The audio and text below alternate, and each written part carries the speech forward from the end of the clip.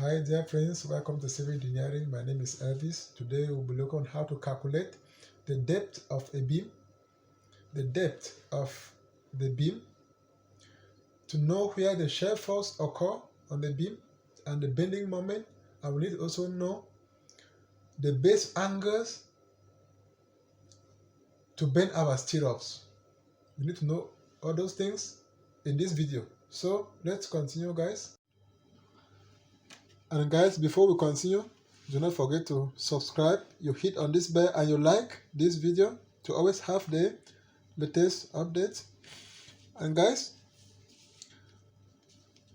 to continue, let's take for example, this is a beam. This is a beam, guys. This is a beam and this is a pillar. And this is another pillar. Just for example, this is the length in between your pillars, which is L. This distance is the depth, which is the thickness of your beam. But this distance in between your pillars, for example, let's take the minimum distance in between the pillars to be 2.5. Let's take the minimum to 2.5 to know for the depth of your beam, which the distance in between the pillars is 2.5. You need to use this formula of D equal to L divided by 12. This L stands for the length and this D stands for the depth of your beam that you are looking for, which is D. To continue, this is equal to 2.5 divided by 12, which is 0.2. 0.2 is in millimeters, so to convert this 0.2, this will be D equals to 20 centimeters. And guys, let's take for example that because this is the minimum distance in between the pillars in construction, it shouldn't be less than 2.5 and it should not be more than 7.5. This is the maximum. Let's take for example, this is 7.5, which is the maximum distance in between the pillars. Let's take D equal to length over 12, which is 7.5 divided by 12. This is 0.62, which is 60 centimeters. If your distance was 7.5 in between the pillars, know that the thickness of your beam, which is the depth, is going to be 60 centimeters. And that is the maximum distance you can space your pillars in construction. And guys, the hooks, let's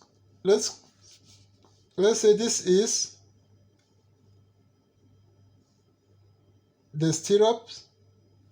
This angle, which is the hook, it should be bent at the angle of 135. Let's take for example again, this one, if it is at this angle, if it is just at this angle of 190, if this is 90,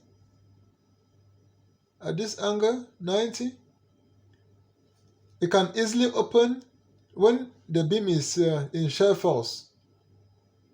At this position of the shear force, it can easily open. But this hook of 135 that is really bent, it cannot easily open it can resist the shear force, to open easily. It cannot open easily than this one.